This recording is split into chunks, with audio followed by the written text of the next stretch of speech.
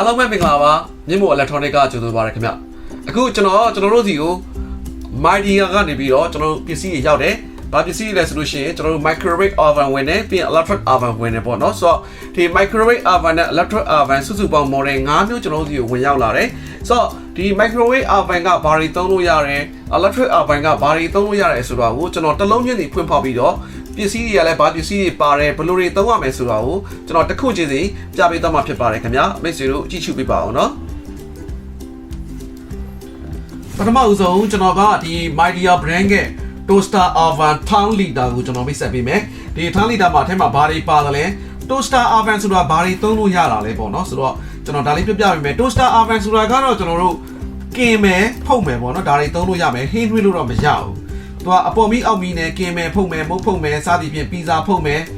ချက်กินမယ်ဝက်กินမယ်ပေါ့အသားတွေกินမယ်ပေါ့ဒါတွေသုံးတဲ့ပစ္စည်းဖြစ်တယ်သူရဲ့လီတာက1000 လီတာဆိုတော့ဒီအတွင်းနဲ့အကျယ်ဝန်းကိုကျွန်တော်ပြောချင်းဖြစ်ပါတယ်ပေါ့နော်သူက3မှတ်ဝက်ကတော့ဝက်1000ရှိတယ်ထဲကိုကျွန်တော်တို့ချက်ဖွင့်ကြည့်မယ်ပေါ့နော်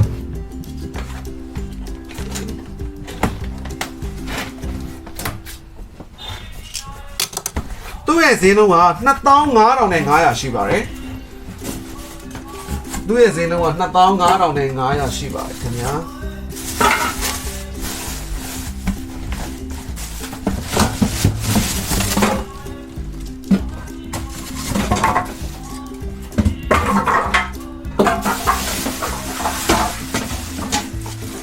ဘာတွေပါတယ်လဲကြည့်မယ်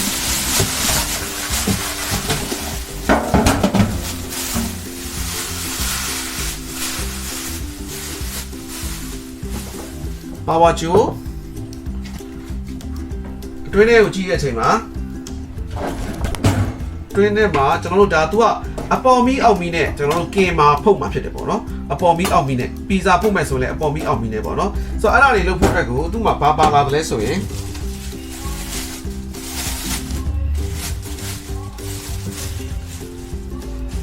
ဒါပီဇာဖုတ်မဲ့ဘန်းလေးပေါ့ပီဇာဖုတ်မဲ့ဘန်းပါလာမယ်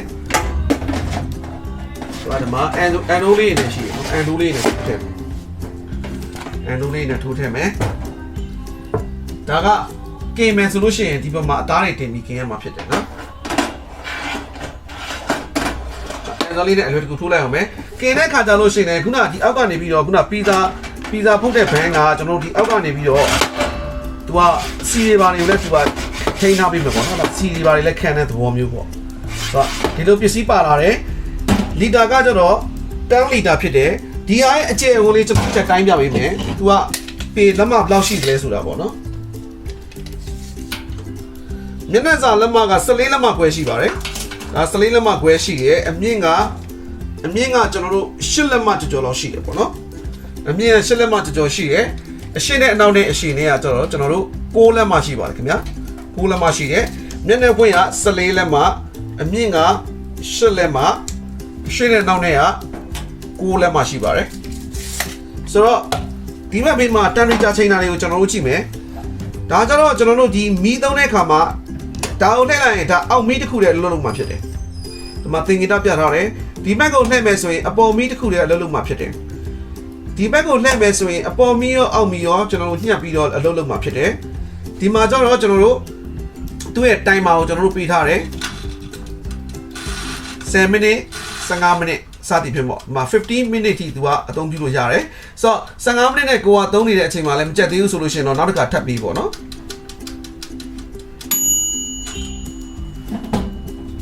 ဒီကောင်လေးကကျတော့ toaster oven 10 လီတာဖြစ်တယ်ဈေးနှုန်းက25,500ပါ25,500ပါ Mydia အမှတ်တရဖြစ်ပါတယ်နော်သူ့ရဲ့ဒီ manual ပုတ်ထဲမှာဆိုလို့ရှိရင်လည်းကျွန်တော်တို့က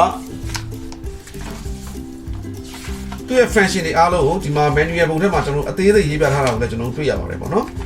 okay ဒါဆိုကျွန်တော်တို့ကနောက် model တစ်ခုထပ်ကြည့်ကြမယ်နောက်တစ်မျိုးကျွန်တော်တို့ထပ်ပြီးတော့ပြပေးမယ်နောက်တစ်မျိုးကတော့ကျွန်တော်တို့25 လီတာဖြစ်သွားတယ်ကျွန်တော် size ပိုကြီးသွားတယ်ပေါ့နော်ဆိုတော့သူ့ရဲ့ model number ကကျွန်တော်တို့ ME ကို 25EX1 ဆိုပြီးကျွန်တော်တို့မှာထွက်တယ်သူက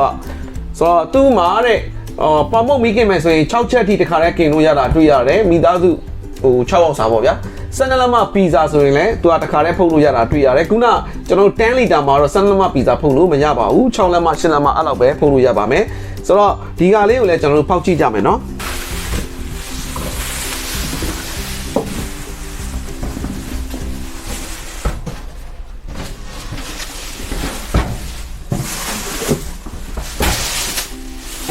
ပါကင်ဘူးထဲမှာ accessory တွေပါသေးတယ်ပါကင်ဘူးရဲ့ accessory လေးတွေပေးပါ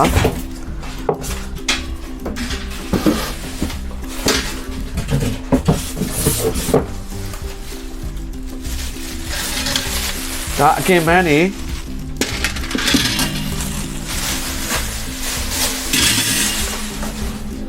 ကျွန်တော်တို့ပထမဦးဆုံးဒီတကားလေးမှာစတီးသက်ကင်လေးနဲ့အရမ်းမိုက်တာကျွန်တော်တို့တွေ့ရတယ်အထဲထဲကိုလည်းထိုးပေါက်မြင်နိုင်အောင်လို့ Tamper glass နဲ့ကျွန်တော်တို့တွေ့ရတယ်ပေါ့နော်နောက်တစ်ခုက तू က site ပိုကြီးသွားတဲ့အတွက်ကြောင့်ကျွန်တော်တို့အပေါ်မီအောက်မီဆိုလို့ရှိရင် तू ကအပေါ်မှာဆိုလို့ရှိရင်လည်းမီးကိုနှစ်ချောင်းပေးထားတယ်အောက်မှာလည်းအပူမီးကိုတစ်ချောင်းပေးနှစ်ချောင်းပေးထားတယ်ပေါ့နော်အပေါ်နှစ်ချောင်းအောက်နှစ်ချောင်းပေးထားတယ်ကျွန်တော်တို့အဲ့ဒါကိုတွေ့ရတယ်မိသားစု6 9ယောက်ကောင်းကောင်းသုံးနိုင်တယ်နောက်ပြီးရင်ဒီဘန်းလေးကတော့ကျွန်တော်တို့ဘာလုပ်ဖို့လဲဆိုလို့ရှိရင်ပထမဦးဆုံးဒီဘန်းကအပေါ်ကကင်မာတွေဖုတ်မာတွေအတွက်ကိုကျွန်တော်တို့ကြမဲ့အစီတွေအမှုံမွားတွေကိုကျွန်တော်တန့်ရှင်းလုပ်ဖို့အတွက်အောက်ခံဘန်းဖြစ်ပါတယ်သူကတော့ဒီအောက်ဆုံးမှာကင်ထားမှာဖြစ်ပါတယ်ကျွန်တော်တို့ကင်ပြီးသွားပြီဆိုလို့ရှိရင်လည်းဒီပေါ်မှာသူကစီတွေကြနေမယ်ဒါကိုကျွန်တော်တို့အလွယ်တူထုတ်ပြီးတော့တန့်ရှင်းလုပ်လို့ရပါတယ်ခင်ဗျာ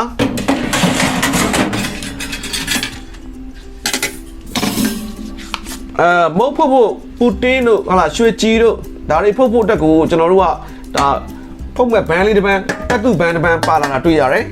ဆိုတော့ဒါဒီမှာထည့်လို့ရတယ်လွယ်တကူ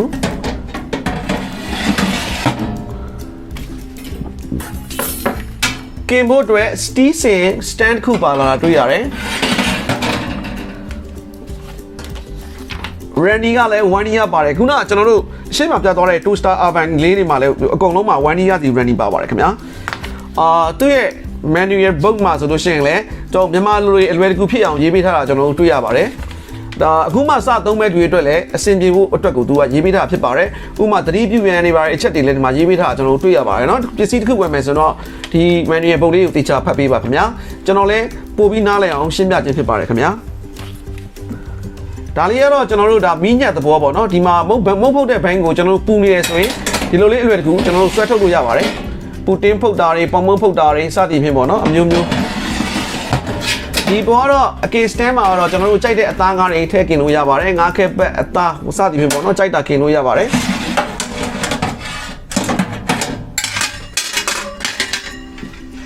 နောက်ပြီးတော့သူ့ရဲ့အတိုင်းအတာလေးကျွန်တော်တို့တစ်ချက်တိုင်းပေးပါမယ်ခင်ဗျာသူကမျက်နှာစာ18လက်မဖြစ်ပါတယ်ခင်ဗျာမျက်နှာစာ18လက်မအမြင့်က17လက်မပါခင်ဗျာအရှင်းနဲ့အနောက်နဲ့က73လက်မအလုံးကြီးမဲကတော့တပေအထိရှိပါတယ်ခင်ဗျာ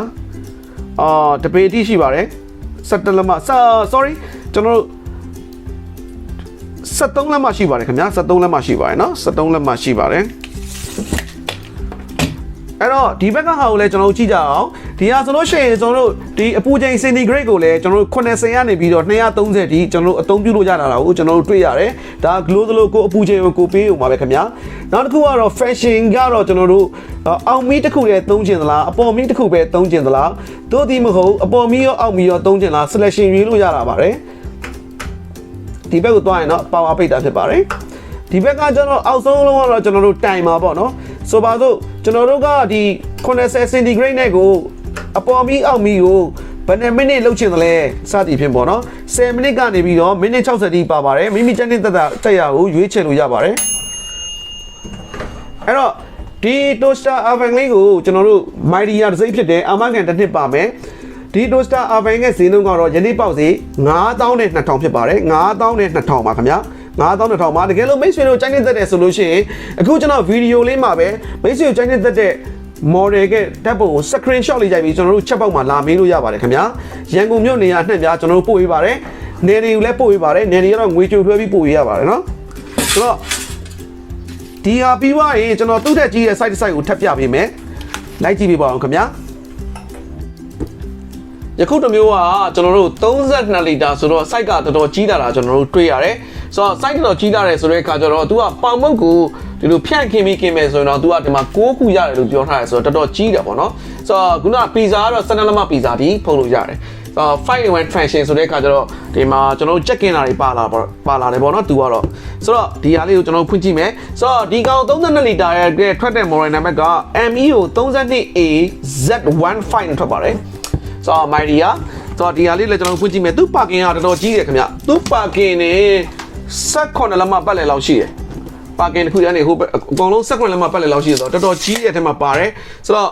အဲ့ဒါတွေပါလာတယ်ဆိုလို့ရှိရင်လည်းဒါနိုင်နေဟိုကင်ကျွေးလို့ရတဲ့အနေအထားကိုတွေ့ရတယ်ပေါ့နော်ဆိုတော့ဒါဖောက်ကြည့်မယ်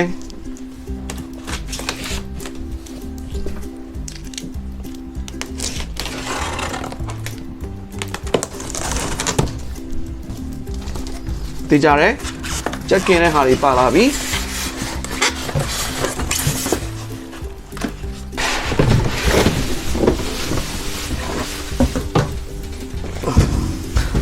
โอ้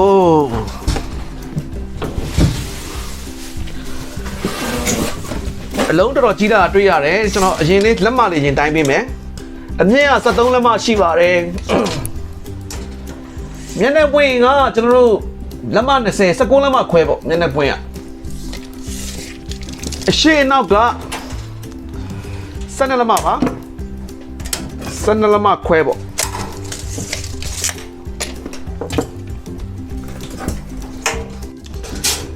သူ့မှာပါတဲ့ accessory တွေကဒါ handle တစ်ခုတွေ့ရတယ်ဘာလဲတော့မသိဘူးပြင်ကြည့်မယ်ဒါကတော့ခုနလိုပေါ့တူလာဟန်တဲ့ပဲမိညတ်သဘောမျိုးပေါ့ဘန်းတွေဖြုတ်တာဖြစ်မယ်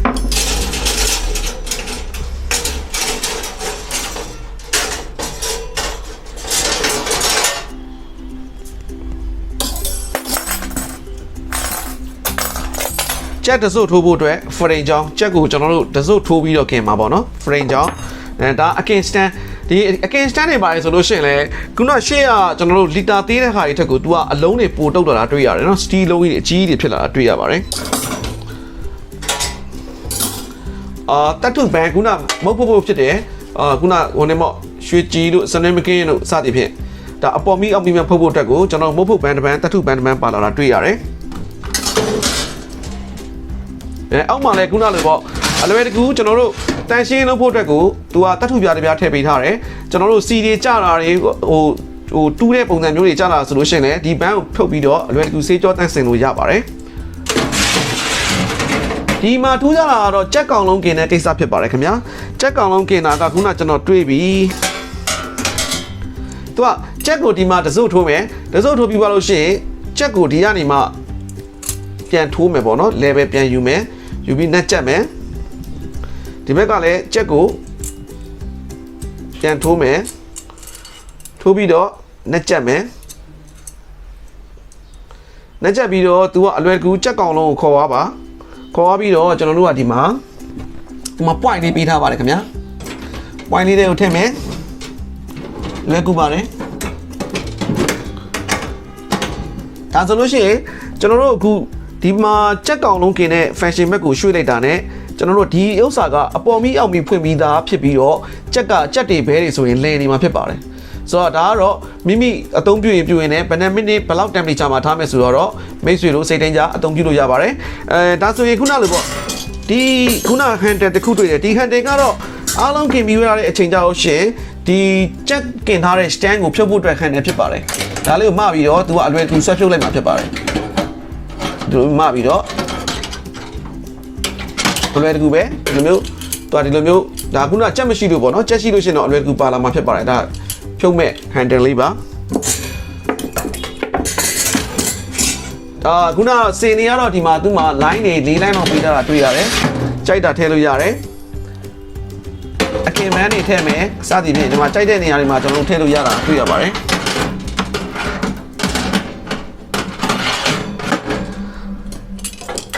သူကတော့လီတာ size ကြီးလာတာကျွန်တော်တို့တွေ့ရပါတယ်ခင်ဗျာ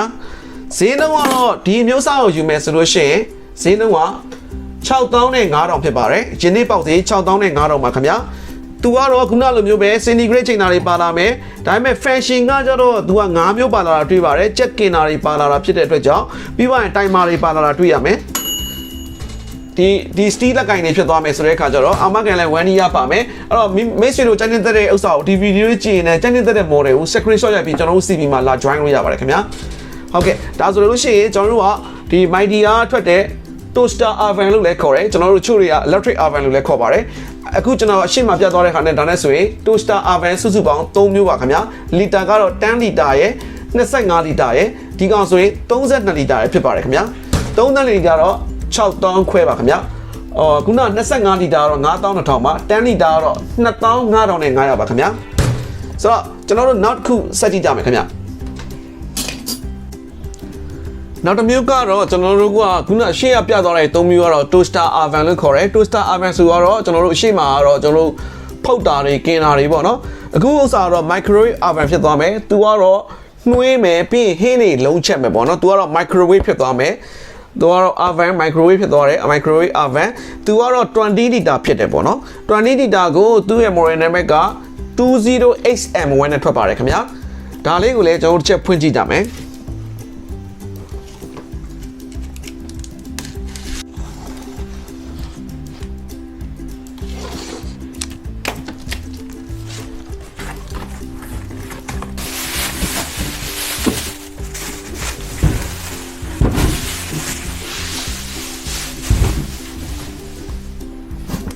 သူ့မှာဘာ accessory တွေပါသေးလဲလို့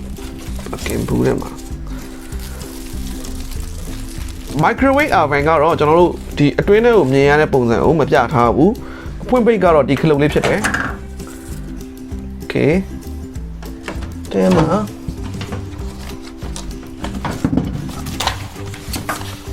အထဲမှာ microwave ပကံများတစ်ချက်ကျွန်တော်တို့ပါလာတာတွေ့ရတယ်ပြီး roller တွေ့တယ် roller ကတော့ microwave ကိုဒီမှာအသုံးပြုမယ်ဆိုရင် roller ကိုဒီအောက်မှာချမယ်ပြီးရင်ဒီပကံကိုကြတော့ကျွန်တော်တို့ဒီမှာစုံချက်လေးမှာတည့်နေအောင်ချမယ် microwave ရဲ့သဘောကတော့ तू က wave နဲ့ဖြစ်တဲ့ wave နဲ့လောက်တဲ့ဖြစ်တဲ့ကြောင့်ခုနအပူချောင်းတွေဒီမှာတော့ပါလာတာမတွေ့ရတော့ဘူးဒီဥစ္စာကတော့ကျွန်တော်တို့ဒီရေကက်တာတွေကခဲနေတဲ့အသားတွေကို defrost လုပ်တဲ့နေရာမှာအသုံးပြုတယ်ပြီးတော့ဟင်းတွေထမင်းတွေနှွေးတဲ့နေရာမှာအသုံးပြုတယ်ပြီးတော့ကျွန်တော်တို့ခင်းကိုလုံးချက်တဲ့အခါကျရင်အသုံးပြုတယ်ဟင်းကိုတခါတည်းအရသာတွေနဲ့နေပြီးတော့တခါတည်းလုံးချက်တဲ့အခါကျရင်လည်းအသုံးပြုတယ်ပေါ့နော်ဒါကတော့ microwave ပါနှွေးတဲ့ဥစ္စာမှာအရင်အဆင်ပြေတယ်လူကြိုက်များတယ်ပေါ့နော်ဒါသူ့ရဲ့ manual ဖို့ပါပြီးရင်ဒီကောင်ကိုကြတော့သူက manual ခလုတ်နဲ့တွေ့ရတယ်ပေါ့နော် manual ခလုတ်မှာကျွန်တော်တို့ဒီ power ပေးတဲ့အပူကို၄မျိုးနဲ့ပေးထားတာကျွန်တော်တို့တွေ့ရပါတယ် low ရဲ့ medium low media high နောက် high ဆိုပြီးတော့ကျွန်တော်တို့အပူ sorry 5မျိုးနဲ့တွေ့ရပါတယ်ပေါ့နော်5မျိုးတွေ့ရတယ်ဒါကတော့အောက်ကတိုင်မာပေါ့တိုင်မာကျွန်တော်တို့ဘယ်နှစ်မိနစ်မှာထားခြင်းလဲဘယ်နဲ့နော်35မိနစ်ထိသူကအသုံးပြုလို့ရတာကျွန်တော်တို့တွေ့ရတယ် microwave ကတော့တိတ်ထူးထူးခြားခြား function မရှိဘူးသူကဟိုနှွေးမယ်ပြီးတော့ရှင်ခုနပြောသလိုမျိုးဟင်းတွေလုံးချက်မယ်ပြီးသွားရင်အသားတွေ defrost လုပ်မယ်သုံးမဲ့ဝက်ကတော့ဝက်900ဖြစ်ပါတယ်တော့လီတာကတော့သူ20လီတာဖြစ်ပါတယ်ပေါ့နော်သူ့ရဲ့အတိုင်းတာလေးကျွန်တော်တစ်ချက်တိုင်းပြပေးမယ်ညနေပွင့်က18လမှရှိပါတယ်ဘယ်ညာကိုအမြင့်ကကျွန်တော်တို့10လက်မှခွဲရှိပါတယ်အမြင့်ကအရှင်းနဲ့အနောက်လေးကတော့တပေရှိပါတယ်12လက်မှရှိပါတယ် microwave အသုံးပြုမယ်ဆိုလို့ရှိရင်တော့ကျွန်တော်တို့ဒီပကံပေါ်မှာတစ်ဆင့်ကျွန်တော်တို့အသုံးလူကြီးမင်းတို့အသုံးပြုမဲ့ဥစ္စာတွေမှာကျွန်တော်တို့ microwave တွေကိုထည့်တဲ့ပကံမျိုးနဲ့အသုံးပြုမှဖြစ်ပါတယ်ကျွန်တော်တို့တွေ့တဲ့ကော်ခွက်တွေတတ်တုခွက်တွေထည့်ပြီးတော့အသုံးပြုလို့မရပါဘူးဒီမှာကင်နာတွေပါလုပ်လို့မရပါဘူးဆိုတော့ तू က microwave နဲ့ဖြစ်တဲ့အတွက်ကြောင့် तू ကသူ့မှာအသုံးပြုတဲ့ပကံတွေကိုကျွန်တော်တို့ city map မှာရောင်းပါတယ်အလွယ်တကူဝယ်လို့ရပါတယ်သူ့မှာတော့ original ပကံတစ်ချက်ပါပါတယ်သူ့ရဲ့ပကံက size ကဘယ်လောက်ရှိမလဲဆိုရင်10လက်မှရှိပါတယ်10လက်မှရှိရဲ့ဒါကိုကျွန်တော်တို့ကသူ့ရဲ့ဈေးနှုန်းကတော့ယနေ့ပေါက်ဈေး microwave media brand ယနေ့ပေါက်ဈေးကတော့6000နဲ့1000ရှိပါတယ်လူချင်းမင်းတို့ဒီဗီဒီယိုလေးကိုကြည့်နေရင်ကျွန်တော်တို့ဒီကောင်ကိုစိတ်ဝင်စားရဆိုရင် screenshot လေးရိုက်ပြီးကျွန်တော်တို့ CV မှာလာပြီး join ပေးပါဒါကတော့ microwave ပါခင်ဗျာmedia အမျိုးအစားပါ microwave oven ပါကျွန်တော်တို့နောက်ထပ် microwave တစ်ခုကိုစက်ကြည့်ကြမယ်နော် media ထွက်တဲ့နောက်တစ်မျိုးကျွန်တော်တို့ဒီ microwave ကတော့ကျွန်တော်တို့ 2-in-1 function microwave ဖြစ်တယ်သူကြတော့ microwave အပြင်ကို great function မှာပါလာ great function ဆိုတော့ခုနအရှေ့မှာပြခဲ့တဲ့ toaster oven တွေမှာသုံးသလိုမျိုးကင်တဲ့ကိစ္စမှာသူကပါလာပါတယ်နှွေးတာတွေရောကျွန်တော်တို့လုံးချက်တာတွေရော defrost လုပ်တာတွေရောနောက်တစ်ခုကကျွန်တော်တို့ကင်နာတွေပါလာပါတယ်ဒီမျိုးစားကတော့သူက great function ပါလာတယ်ဆိုတော့ကျွန်တော်တို့ကင်နာပါလာတယ်ပေါ့နော်ပြီးတော့အရှေ့က microwave ကတော့ခုန manual type ဖြစ်တယ်သူကျတော့ digital type ဖြစ်သွားမယ် digital number တွေနဲ့ဖြစ်လာမယ်သူကနော်ဆိုတော့ဒါလေးကိုလည်းကျွန်တော်တို့အပြင်ဖွင့်ပြမယ်သူ့ရဲ့ model number ကMMO23AGS3 နဲ့သူကထွက်ပါတယ်နော်သူ model number ကလေးက 23AGS3 ပါဈေးနှုန်းက3သိန်းနဲ့3000ပါခင်ဗျာသူက3သိန်းနဲ့3000ကျမှာပါဒီဥစ္စာလေးကိုကျွန်တော်တို့ချက်ဖွင့်ကြည့်ကြမယ်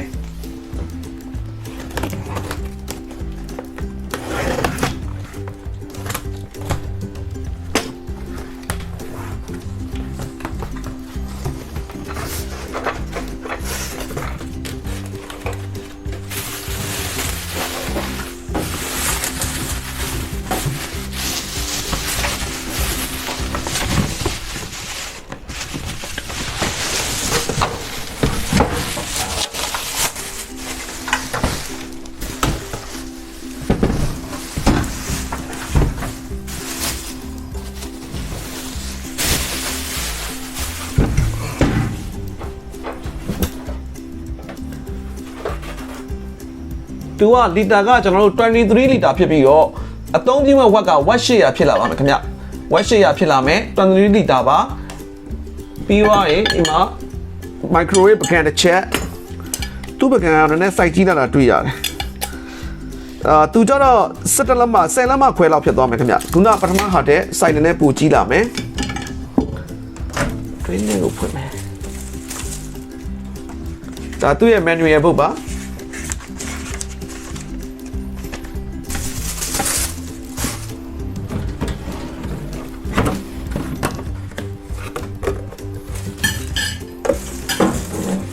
သူကကင်မိုးအတွက်ကိုဒီမှာပေးထားတဲ့ stand လေးတစ်ခုပါလာပါတယ်ဒါကကျွန်တော်တို့ gray stand ပေါ့နော်ဒီပေါ်မှာအသားတွေတင်ပြီးတော့ကင်ရမှာဖြစ်ပါတယ်သူကဒီမှာချမယ်ပြီးသွားရင်ဒီမှာထားပြီးတော့အသားတွေထားပြီးတော့ကင်ရမှာဖြစ်ပါတယ်သူကကင်တဲ့စနစ်ပါလာပါပြီဒီကောင်ကကြတော့သူကဒီအပေါ်မှာသူကကင်တဲ့မီးချောင်းတွေပါလာပါတယ်ခင်ဗျာအပူချောင်းတွေဒီပေါ်မှာပါလာပါတယ်ခုန toaster oven မှာလိုမျိုးကျွန်တော်တို့ကအပေါ်မီးအောက်မီးတော့မပါပါဘူးခင်ဗျာသူကကြတော့အပေါ်မီးတစ်ခုတည်းပါလာပါမယ်ခင်ဗျာအပေါ်မီးတစ်ခုတည်းပါလာမယ်ကင်တဲ့ကိစ္စကိုပေါ့နော်ဆိုတော့ဒါကင်မဲ့ကိစ္စပြီးသွားရင်ခုနစောစောကပြောသလိုပဲကျွန်တော်တို့ microwave အသုံးပြုမယ်ဆိုရင်သူ့ရဲ့ဝီးလေးထည့်မယ်ပြီးသွားရင်ဒါသူ့ရဲ့ပကံပေါ့ဒီမှာကျွန်တော်တို့ defrost လုပ်မယ်ဟင်းနေတွင်းမယ်ဥပမာ coffee တွေစချင်းတောက်ချင်တယ်ဆိုရင်လည်းကြွေခွက်နဲ့ကျွန်တော်တို့ရေအေးကိုထည့်ပြီးတော့ထည့်လိုက်တာနဲ့အချိန်နှဲငယ်တွင်းမှာ10မိနစ်လောက်ပဲရေစုရမယ် coffee ဖြောမယ်ဒီလိုမျိုးတွေပေါ့နောက်တစ်ခါဟင်းကိုလုံးချက်မယ်ဒါတွေအသုံးပြုတာဖြစ်ပါတယ်ဆိုတော့ဒီမှာပါတဲ့သူ့ရဲ့ function တွေဆိုလို့ရှိရင်လည်းကျွန်တော်တို့ဒီ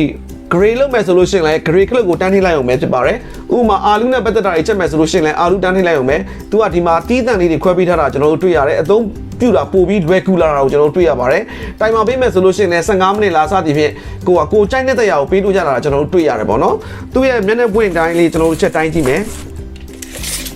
သူ့မျက်နှာပွင့်က16လက်မှရှိပါတယ်အထက်အောက်အမြင့်ကကျွန်တော်တို့17လက်မှခွဲရှိပါတယ်အရှင်းနဲ့အနောက်နဲ့က73လက်မှရှိပါတယ်ခင်ဗျာ73လက်မှရှိပါတယ်ခုနလိုပေါ့ဝက်ကတော့803မယ်ခင်ဗျ23လီတာဖြစ်ပါတယ်သူကတော့ခုန20လီတာတဲ့ပို့ပြီးတော့ site လဲပို့ကြီးသွားမယ် digital လဲဖြစ်သွားမယ်ဆိုတော့အသုံးပြုရတာပို့ပြီးတော့အဆင့်မြင့်ပါတယ်ခင်ဗျာအဲ့တော့အခုကျွန်တော်တို့ကဒီ Mydia toaster oven နဲ့ microwave oven အပြင်ကိုကျွန်တော်တို့စီမှာ microwave oven တွေဘာတွေရှိသေးသလဲပေါ့ဆိုတော့အမျိုးအစားတော့အများကြီးရှိရယ်ကျွန်တော် video file အရင်ရှိသွားမှာဆိုလို့ပါဆိုတော့ Panasonic ဆိုလို့ရှိရင်လည်းကျွန်တော်တို့စီမှာဒီလိုမျိုး green